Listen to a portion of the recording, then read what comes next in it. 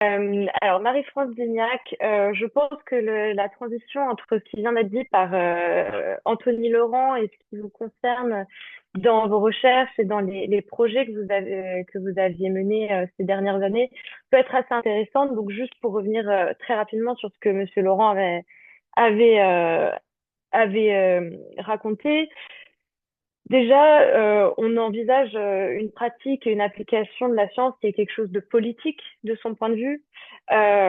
Il emploie une approche qui est critique de la science en se basant sur les travaux de sciences sociales en général, que ce soit la socio, l'histoire, voire la philosophie. Euh, il appelle à une science qui soit plus citoyenne, et ça, je vais être très intéressée par votre avis là-dessus, Marie-France Dignac, et surtout un aspect qui lui le concerne en tant que journaliste, c'est prendre le temps dans la diffusion de l'information qui concerne également toute méthode scientifique en général. Donc, pour revenir sur un des travaux que j'avais lu de votre part, Marie-France Dignac, selon ma traduction, les particules plastiques dans les systèmes alimentaires, j'espère que c'est bien traduit, paru en 2025 dans la revue Communication, Earth and Environment. Avec vos pairs, vous faites état du besoin de mener des recherches interdisciplinaires et intersectorielles. Donc, encore une fois, quelque chose qui revient parmi nos trois intervenants. Donc, en l'occurrence, sur les effets de l'utilisation du plastique dans les systèmes alimentaires. J'espère encore une fois que j'ai bien compris. Et c'était très intéressant comment est-ce que vous exposiez le besoin de remplir les écarts de données scientifiques, de les rendre communes et surtout de les transmettre aux preneurs de décision pour soutenir des décisions politiques qui, là, concernent la régulation des plastiques. Donc, pour comprendre votre démarche, est-ce que vous pourriez nous présenter les enjeux de votre domaine de recherche? Comment est-ce que tout cela s'articule avec les négociations du traité plastique avec lequel vous avez été concerné en 2025? Et surtout, dans ce contexte, comment est-ce que se pense la transmission des connaissances scientifiques à des intermédiaires qui, eux, sont non experts dans un objectif d'influence sur l'agenda politique? Merci, merci pour l'introduction et puis merci de m'avoir invité à participer à ce séminaire très intéressant. Alors, je vais partager une présentation. Alors, moi, je vais vous donner un exemple un peu particulier, un exemple spécifique de comment la science peut éclairer les politiques publiques à travers l'implication scientifique dans les négociations du traité pour mettre fin à la pollution plastique. Donc moi, je suis scientifique, je suis biogéochimiste, je travaille à INRAE, donc vraiment du côté des recherches de sciences dures. Mais déjà, pour situer la problématique, c'est qu'on a une production mondiale de plastique qui croît exponentiellement. On est passé de 230 millions de tonnes par an en 2000 à 460, donc on a multiplié par deux en 20 ans. Et si on ne fait rien, cette production va continuer à augmenter de manière complètement non soutenable pour atteindre le milliard de tonnes de plastique. C'est des chiffres qui sont difficiles à imaginer. Et en particulier, enfin, tous les domaines augmentent, mais notamment dans le domaine des emballages. Et on sait aujourd'hui que c'est une économie complètement linéaire, et pourtant les politiques publiques vont plutôt pour prétendre que ces circulaires vont plutôt vers le financement du recyclage, alors qu'une économie circulaire, ça nécessiterait déjà de limiter la consommation de ressources et le gaspillage des ressources et limiter la production de déchets. Et aujourd'hui, sur ces 460 millions de tonnes de plastique qui sont produits chaque année, il y a 353 millions de tonnes de déchets plastiques qui sont produits, dont la majeure partie est enfouie, enfin va en décharge, plus ou moins incontrôlée, hein, dans les pays en développement, c'est pas contrôlé, fuit vers l'environnement pour 22% ou est incinérée. Et c'est juste une partie très minoritaire qui est collectée pour recyclage. Et à la fin, c'est 9% de nos déchets plastiques qui sont recyclés. Donc on voit bien qu'on n'est pas du tout à l'échelle et c'est essentiellement pour des problèmes techniques, hein, on ne sait pas recycler le plastique aujourd'hui. Et cela, ça conduit à une pollution de l'environnement, de tous les écosystèmes, une pollution qui est protéiforme, donc ça peut être des objets, on les voit dans tous les milieux, ça peut être des particules de microplastiques, nanoplastiques, qu'on voit plus ou moins à l'œil nu, puis après qui deviennent invisibles quand leur taille diminue. Des substances chimiques qui sont présentes en grand nombre dans les plastiques, hein. Il y a plus de 16 000 substances chimiques différentes qui ont été trouvées dans les plastiques de notre quotidien, mais aussi des polluants atmosphériques. Ça peut être invisible parce que cette pollution est aussi dans le fond de la mer. Là, c'est à 2 km de profondeur dans le canyon de Monaco. Donc, on retrouve des déchets, en particulier des déchets plastiques. Et en fait, cette pollution, elle commence dès l'extraction des matières premières, qui sont à 99% du pétrole pour fabriquer du plastique, pendant la production dans les usines pétrochimiques qui émettent des particules, des polluants atmosphériques, des substances chimiques dans l'environnement, jusqu'à la fin de vie du plastique. Donc, quelle que soit la technique qui est utilisée aujourd'hui pour traiter les déchets plastiques, si c'est du recyclage, ça a un impact polluant sur l'environnement. Si c'est de la mise en décharge, donc dans les pays en développement, c'est des décharges à ciel ouvert qui sont extrêmement polluantes. En France, c'est des décharges dites contrôlées qui peuvent devenir hors de contrôle. Comme ça, c'est une image sur les côtes de Normandie en ce moment, avec des résurgences de décharges qui ont été construites trop près du trait de côte qui a reculé avec l'érosion. Donc là, c'est ce qu'on appelle le cycle de vie du plastique. Donc depuis l'extraction des matières premières jusqu'à la gestion de sa fin de vie, il va polluer l'environnement. Aussi pendant son utilisation, là c'est un exemple d'utilisation de plastique en agriculture. Bah, ces plastiques en agriculture, ils vont libérer des microplastiques également dans l'environnement et donc on en retrouve aussi dans les sols. Donc c'est vraiment tous les milieux qui sont concernés. Les scientifiques, depuis 20 ans, étudient ces microplastiques. Donc c'est depuis les premiers articles sur la pollution plastique, c'était les débris en mer, c'était en 1969, je crois, sur l'impact sur les oiseaux marins. Et puis, il y a 20 ans, a été découvert ce concept de microplastique. Donc aujourd'hui, on sait qu'ils sont émis par les déchets présents dans l'environnement, mais aussi par les peintures qui contiennent des microplastiques, lors du transport des granulés plastiques avant qu'ils deviennent des objets, lors du lavage des textiles, lors de l'usure des pneus de voiture ou dans les produits cosmétiques aussi quand on les utilise. Donc c'est vraiment pendant aussi l'usage des produits et ça va libérer des particules de toutes les tailles qui vont impacter tous les organismes vivants, hein, du plus petit phytoplancton ou zooplancton jusqu'à l'humain. Donc ça, plus on produit, plus on pollue. Les scientifiques le montrent depuis des dizaines d'années. Et les impacts sur la santé humaine, alors ça c'est un peu plus récent, donc les impacts des substances chimiques des plastiques sont très bien connus. Il y a beaucoup de publications, ça fait longtemps qu'on sait l'impact, c'est ce qui a conduit à l'interdiction du bisphénol A par exemple dans les plastiques en contact alimentaire. L'impact des microplastiques dont on peut être exposé par l'ingestion d'aliments ou d'eau de boisson ou par l'inhalation, parce qu'on en trouve aussi dans l'atmosphère, dans l'air qu'on respire, ou par contact avec la peau, euh, surtout pour les substances chimiques. Donc l'exposition et l'impact pour la santé humaine des microplastiques, c'est un domaine de recherche qui est vraiment émergent, qui est en cours, dont les connaissances sont en cours. Donc là, on voit que c'est vraiment aussi de la science qui est en train de se faire, de la science en temps réel. Mais en tout cas, il y a beaucoup de connaissances émergentes sur les impacts sur le système immunitaire, sur le système endocrinien, des pertes de fertilité, des impacts sur le microbiote intestinal, qui sont avérés pour les substances chimiques et qui sont émergentes, des preuves émergentes pour les microplastiques.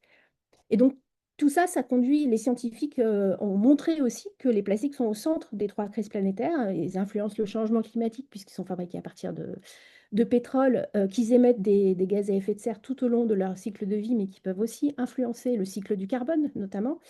Ils conduisent à une perte de biodiversité et ils conduisent évidemment à une pollution de tous les écosystèmes. Donc, les données scientifiques montrent qu'il faut devant cette menace globale et sur tous les compartiments et tous les organismes, il faut des solutions globales. Et les scientifiques ont beaucoup participé sur les débris marins.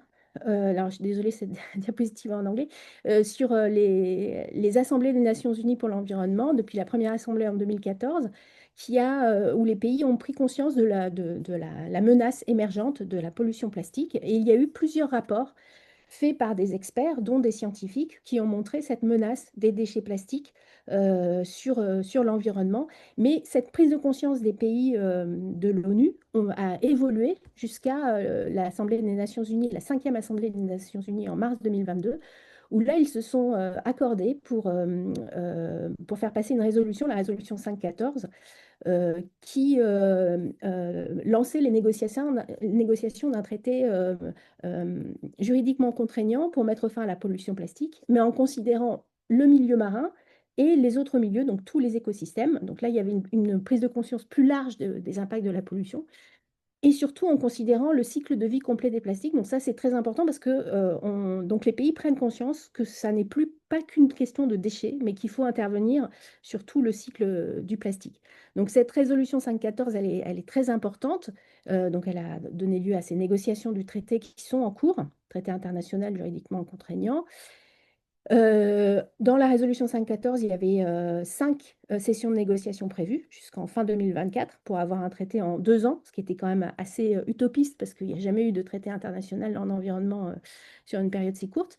Donc la deuxième session était début 2023 à Paris, puis après il y a eu fin 2023 au Kenya, à Ottawa et en Corée du Sud en 2024.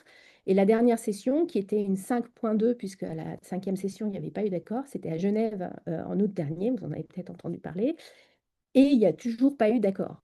Donc, en fait, donc ce traité mondial serait similaire à l'accord de Paris sur le climat ou la Convention sur la biodiversité, sur la perte de biodiversité. Il est négocié par les États membres du Programme des Nations Unies pour l'environnement en présence d'observateurs accrédités. Donc, ces observateurs, donc c'est la société civile, ce sont des ONG, donc qui peuvent être accrédités pour être présents en négociation, et des représentants des peuples autochtones aussi, qui sont très importants parce que ce sont les populations les plus affectées par la pollution, en particulier par l'amont du cycle de vie, hein, par l'extraction pétrolière ou les industries pétrochimiques. Et puis des scientifiques qui se sont organisés pour participer à ces négociations. Je vais vous en dire 2 mots. Et puis évidemment, les lobbies extrêmement présents dans ces négociations, hein. La dernière session, il y avait 220 lobbyistes qui ont été identifiés par l'ONG Ciel dans la liste des participants publiée par l'UNEP. Donc c'était 3 fois plus nombreux que les scientifiques, on était une soixantaine. Ils font des pressions sur les États membres, ils ont diverses tactiques, alors des tactiques d'intimidation en particulier vers les scientifiques, des rédactions d'études scientifiques biaisées, des financements ciblés pour faire de la désinformation. Et selon le Haut Commissariat des Nations Unies aux droits de l'homme, donc qui a publié cet avis avant l'INC 5.2 à Genève, ben, toutes ces actions peuvent conduire à des affirmations trompeuses qui jettent le doute sur les preuves scientifiques, bloquant ou compromettant l'efficacité des mesures politiques. Donc ça, on le voit aussi pendant les négociations. Alors, comment les scientifiques s'organisent? Il n'y avait pas d'interface science politique officielle dans cette négociation du traité. Il n'y avait pas de GIEC ou d'IPBES sur le plastique. Donc, les scientifiques se sont, de manière volontaire, bénévole, informelle, se sont coordonnés pour créer une coalition internationale qu'on a appelée la Scientist Coalition for an Effective Plastic Treaty, qui comprend aujourd'hui 450 membres de 64 nationalités différentes. Ce sont des scientifiques indépendants, hein, qui travaillent donc pour les universités ou pour des organismes de recherche publique, avec une politique très stricte en matière de conflit d'intérêts. Donc on vérifie, enfin on déclare, les nouveaux membres doivent déclarer leurs éventuels conflits d'intérêts, en particulier avec bien sûr les industries pétrolières ou pétrochimiques. Et donc, c'est une coalition vraiment pluridisciplinaire avec des chimistes, de la biologie, des sciences de l'environnement, la santé humaine qui est représentée aussi, et puis des sciences humaines et sociales, droit, sciences sociales, histoire, géographie, sciences politiques, économie. On a vraiment toutes les disciplines qui sont représentées. Notre travail, c'est de produire des notes de synthèse à destination des décideurs sur les connaissances scientifiques sur les plastiques, donc sur les différents thèmes. Donc, toutes ces notes sont accessibles sur le site, sur le Linktree. Donc, on a aussi des actions de communication, donc, notamment à travers un Linktree où on publie ces articles. On fait aussi des analyses des articles et des options du texte du traité qui est en cours de négociation à la lumière de la science. Donc l'idée, c'est de se demander s'il y a cet article-là, si les pays s'accordent sur un article tel qu'il est maintenant, est-ce que ça va vraiment permettre de limiter la pollution plastique ou non, pour vraiment arriver à un traité basé sur des faits scientifiques indépendants et pas sur des volontés politiques uniquement des pays qui mettent souvent plus en avant les aspects économiques. Et donc, on a publié des recommandations. Donc, ça reste des recommandations, donc ce que dit la science, des éléments essentiels pour que le traité soit efficace. Un traité ambitieux et juridiquement contraignant qui réglementerait les substances chimiques des plastiques. Parce qu'aujourd'hui, sur ces 16 000 substances qu'on trouve dans les plastiques, ben, il y en a au moins 4 000 qui sont toxiques, on le sait, et au moins 10 000 sur lesquels on n'a pas de connaissances. Donc, il y a vraiment un besoin de les réglementer. Réduire la production de polymères plastiques, prendre en compte la santé humaine. Alors, réduire la production parce que toutes les données scientifiques, les modèles de l'OCDE également montrent que les interventions en aval, ben, elles ont un coût élevé pour la société, hein. Collecter et traiter des déchets, ça a un coût qui est pris en charge par la société. C'est de l'utilisation des ressources, en particulier des émissions de gaz à effet de serre, et ça a des impacts environnementaux et sanitaires élevés, alors que les interventions en amont, qui est vraiment le premier levier de l'économie circulaire, hein, c'est limiter l'utilisation des ressources et la production de déchets en réduisant la consommation de plastique, eh ben, ça va avoir de faibles coûts, de faibles émissions de gaz à effet de serre et de faibles impacts environnementaux et sanitaires. Comment on peut faire passer ces messages? On produit des notes de synthèse qui sont lues, qu'on envoie aux négociateurs, mais on va aussi être présent dans les sessions de négociation pour rencontrer les délégations, souvent en bilatéral, hein, individuellement, et leur présenter ces connaissances, aider les délégués des pays dits ambitieux, enfin qui veulent un traité ambitieux, à appuyer leur position sur des faits scientifiques avérés en leur donnant des éléments de langage qu'ils peuvent réutiliser après dans leur position. Et aussi écouter ce que disent les pays et réagir lorsque certains pays basent leurs propositions sur des affirmations contraires à la science. Alors réagir soit en plénière où le président de séance peut donner la parole aux observateurs si tous les pays ont parlé, soit avec de la communication, hein, en faisant des petites infographies qu'on va distribuer ou qu'on va envoyer aux délégués pour que les pays ambitieux ne changent pas de camp quand ils entendent de la désinformation par les pays qui essaient de faire passer de fausses informations. Puis on va analyser aussi les textes négociés et envoyer nos analyses basées sur la science aux négociateurs. Donc c'est vraiment un travail très réactif, il demande beaucoup de réactivité à l'interface entre science et politique. On a aussi un travail de communication. Donc, avec Sorbonne Université, on a écrit un ouvrage de synthèse avec l'Institut de l'océan de Sorbonne Université à destination des décideurs et des négociateurs, qui s'appelle Un plastique poison si pratique, où on a une vingtaine de chapitres qui couvrent tous ces sujets pluridisciplinaires. Alors, ça, c'est pas la coalition des scientifiques, c'était plus spécifiquement Sorbonne. Pour les pays francophones, c'est aussi une autre question. La coalition des scientifiques ont fait des conférences de presse aussi pendant les négociations, hein, sur le site de l'ONU, on va répéter de manière simple, directe, avec peu de phrases, mais des phrases très directes, répéter les points clés donc sur la production et sur les connaissances scientifiques. On fait des événements parallèles à destination des délégués et des ONG aussi, qui peuvent venir discuter, où on présente des films en général, donc le film Cher Plastique de Dorothée Adam ou Homo Plasticus qui est disponible en ce moment sur la plateforme d'Arte, donc qui permettent d'engager le dialogue de manière un peu plus accessible avec le lien science-art. Voilà, et donc juste pour finir, où on en est des négociations, comment les scientifiques, est-ce qu'on peut faire un bilan de ce qu'ils ont apporté? Donc au niveau diplomatique, on a toujours deux coalitions de pays avec deux visions opposées. La vision des pays ambitieux qui voudraient un traité qui inclut une baisse de la production, enfin des quotas de production. Donc ça, c'est 75 pays à peu près, dont l'Union européenne et ses 27 membres. Si on compte les pays amis qui ne sont pas dans la coalition, mais qui soutiennent la plupart des propositions, on arrive à 120 pays qui parlent de réduire la production notamment, qui font référence à la science. En particulier à la France, hein, qui est très moteur dans cette coalition avec le Nice Wake Up Call qui a été lancé à l'occasion de la conférence des Nations Unies sur les océans l'année dernière. Et face à ces pays ambitieux, ben, on a des pays dits like-minded qui voudraient baser le traité sur le traitement des déchets et pas toucher à la production. C'est une vingtaine de pays qui sont les pays producteurs de pétrole ou de plastique, hein, les pays du Golfe, l'Inde, la Russie, qui ont été rejoints par les États-Unis l'année dernière. Et leur stratégie, leur technique dans les négociations, c'est vraiment de ralentir les négociations, de bloquer, et surtout de faire des déclarations qui sont contraires aux connaissances scientifiques. Et donc, un traité, si ça avait été une réussite, ces dernières sessions, on aurait eu un traité ambitieux, c'est pas le cas, mais on avait aussi, on craignait un échec qui aurait été un traité à tout prix, que les pays se mettent d'accord en disant il faut un accord, on signe n'importe quoi. Ça n'a pas été le cas, les pays ont rejeté un texte très faible qui avait été proposé par le président, qui ne parlait que de la gestion des déchets, donc les pays ont dit on n'en veut pas, donc ça c'est déjà bien.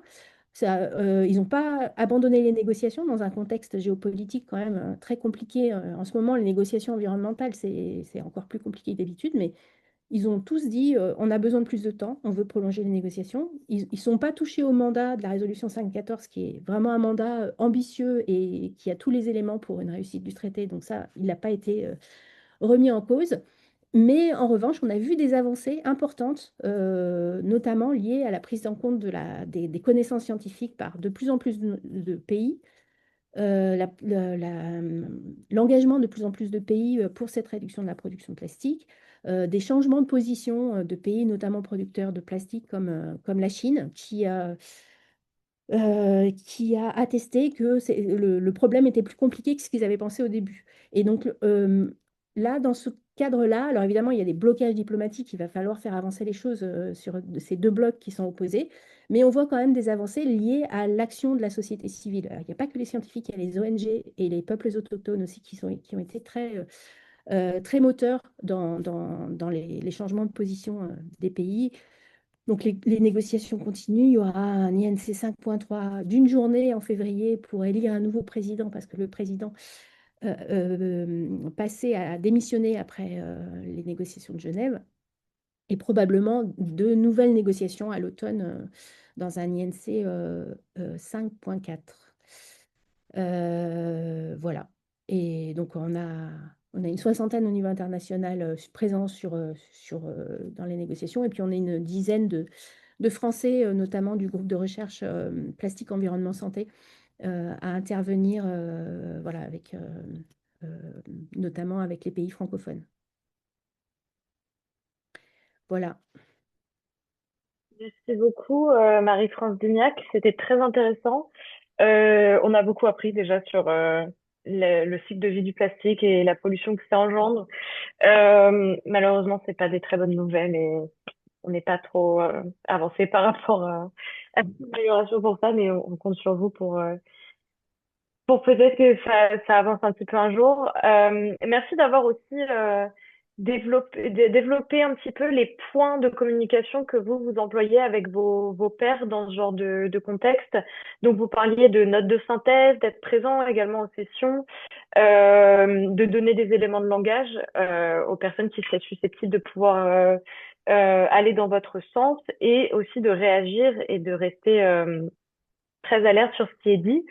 Je trouvais ça intéressant dans le contexte où, comme vous l'aviez évoqué au début, le plastique est dominé par les industries pétrochimiques. Et donc, comment est-ce que vous, en tant qu'experte et membre du corps scientifique, vous pouvez faire face justement à cette désinformation qui est entreprise notamment et en majorité par les lobbyistes, mais aussi par les acteurs du champ politique qui sont plus ou moins liés à certains moments à ces acteurs du champ du lobbying. Alors, déjà, il faut voir que les forces en présence ne sont pas égalitaires, hein. Les lobbies sont beaucoup plus forts que les scientifiques pour faire passer des fausses informations. Ils ont beaucoup plus de moyens financiers, ils ont beaucoup plus de moyens en termes de communication. C'est pas forcément visible leurs actions, hein. Ils ne vont pas faire une grande déclaration devant tout le monde. C'est plus d'aller voir les délégations et d'essayer de faire, de donner des fausses idées, en particulier voilà, sur l'origine de la pollution et sur l'efficacité des solutions. On a eu aussi à gérer des fausses informations sur les plastiques dits biodégradables, avec certains pays qui étaient passés au sac plastique en plastique dit biodégradable, alors qu'ils n'avaient aucune infrastructure pour traiter ces plastiques, puisqu'il faut du compostage, avec du compostage industriel. Enfin, déjà, dans nos pays développés, ça fonctionne pas bien parce que ce sont de fausses bonnes solutions.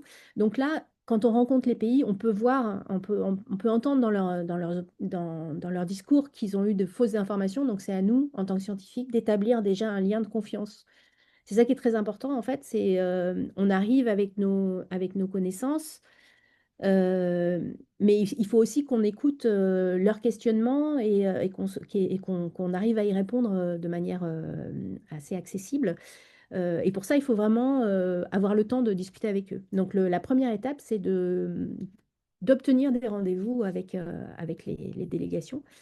Euh, et là encore, hein, je pense que les industriels, ils ont beaucoup moins de mal à obtenir des rendez-vous parce que voilà, ils offrent un développement économique, ils offrent enfin voilà, des choses qui vont parler directement. Ils sont beaucoup plus présents tout le temps.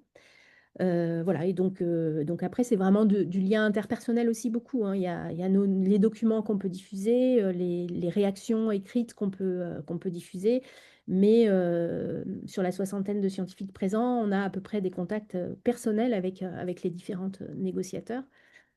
Et on se rend compte que, alors évidemment, il y a des pays qui ne veulent pas du tout parler de réduction de la production, etc. Mais il y a quand même des pays qui, au départ, n'avaient pas conscience de toute cette problématique. Peut-être vous non plus, hein, vous dites que vous avez appris des choses, mais les négociateurs, surtout dans les petits pays, ils vont négocier sur le climat, la biodiversité, la désertification, les substances chimiques. Ils sont un peu dans tous les grandes négociations diplomatiques internationales.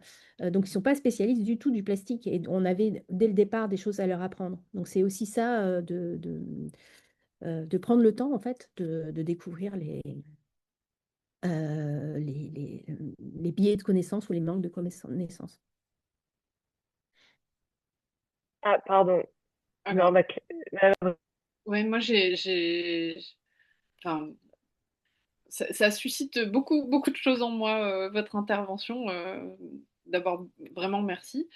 Et ensuite, je crois que la principale interrogation que j'ai, c'est que, en fait, ça mélange complètement deux métiers qui, pour moi, sont un peu différents, hein, le métier de chercheur et le métier de communicant. Et enfin, votre travail, moi, ça me pose beaucoup de questions parce enfin, le métier de chercheur, on en a besoin en soi. Enfin, on a besoin que vous ayez du temps pour bah, voilà, faire avancer la science. Et en fait, vous passez, je pense, beaucoup de temps à faire un travail de communicante. Mais comment est-ce que c'est possible en fait? Enfin, je- Alors, j'ai pas du tout arrêté la recherche. J'ai des projets, j'encadre des étudiants. C'est pas, ça prend beaucoup de mon temps, mais c'est pas la majorité de mon temps. Et j'ai pas l'impression de faire un travail de communicante. J'ai vraiment l'impression de faire un travail de scientifique. Ça fait partie de notre métier aussi de savoir communiquer sans être communicant, mais de savoir diffuser nos connaissances, que ce soit dans des conférences lors de la fête de la science ou des conférences grand public. Et là, c'est juste un public différent auquel les scientifiques ont peut-être moins l'habitude de s'adresser, hein, parce qu'on va aussi discuter avec les chargés de mission des ministères de la transition écologique ou de l'Europe et des affaires étrangères en France qui sont dans ces négociations. Donc on apprend aussi à discuter, mais on garde notre posture de scientifique. Bah, vraiment dans toutes les discussions qu'on a. C'est pour ça qu'on est aussi nombreux aussi, hein, parce que on va surtout parler de notre sujet d'expertise. On est aussi nombreux pour que les synthèses arrivent à un consensus scientifique, qu'on soit bien clair sur les aspects qui sont sûrs, qui sont vérifiés, et puis des aspects scientifiques qui sont un peu plus en évolution. Donc on a c'est aussi la force du groupe, je pense, qui nous permet d'être efficace. Et tous les chercheurs qui sont impliqués dans ces négociations publient aussi des articles de fond sur des articles de connaissances. Alors, je ne dis pas que ça influence pas la manière dont on fait les projets, parce que, en effet, ça peut discuter avec les pays, ça peut aussi nous montrer des choses qui sont pas très sûres, où il faut peut-être renforcer un peu les connaissances scientifiques. Donc, ça va forcément, de toute façon, la recherche n'est jamais euh, complètement Oui. libre, donc ça va forcément orienter probablement. Donc, moi, j'ai lancé un projet de recherche sur la dégradation dans les sols des plastiques biodégradables parce que j'entendais beaucoup cette question sur non, les plastiques biodégradables, c'est facile, on peut les laisser dans la nature et vont se dégrader. Donc, on a monté un projet de recherche pour vérifier si c'était vrai, donc, parce qu'il n'y avait pas forcément les données accessibles. Donc, il y a un aller-retour quand même, une influence de nos recherches. Mais on est vraiment, on a une posture de scientifique dans ces négociations.